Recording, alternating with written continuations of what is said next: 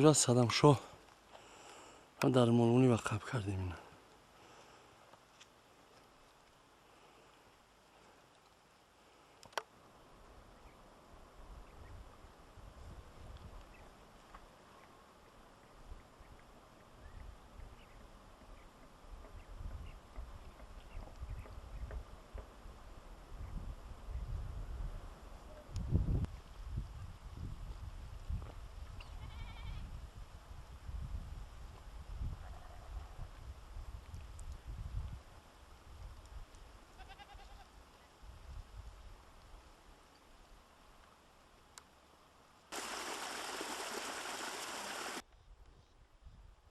این موضعی که جلو در اینجا میبینیم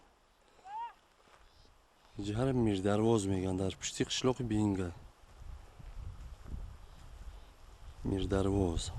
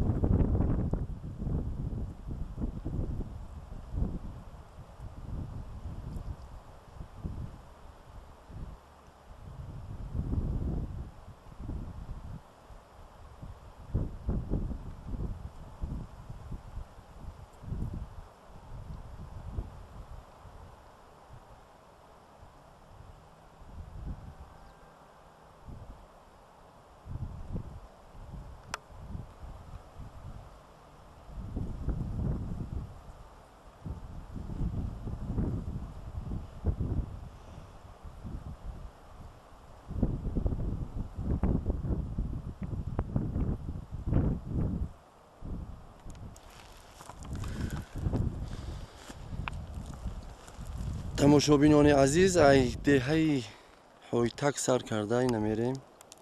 ده هویتک، لنگر، شورک، انا قسم دیمی لنگر، پشته شاه تا گرخم رفتگی سری پران. انا جورا در کامیرا هست نیکی هوا کم تر جورا خیره تر بوده است. خاک بروش شید، خاک بروش. انا دهه شاه.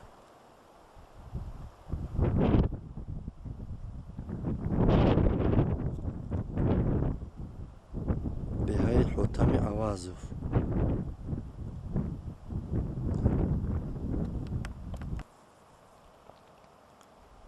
جورا نمی دهه شاه های پشته شاهش هم میگن مکانی چهار مغزه.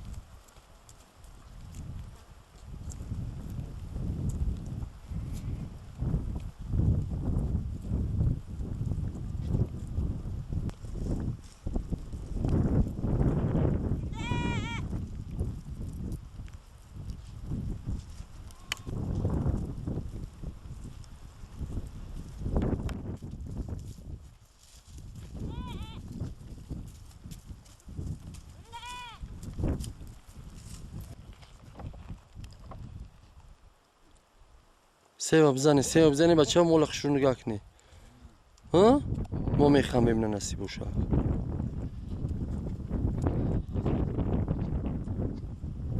صدام شو ابراهیم سترشی در ملک ابراهیم شو صدام گلاونی یا گلاونی سترشی کلونو سترشی میده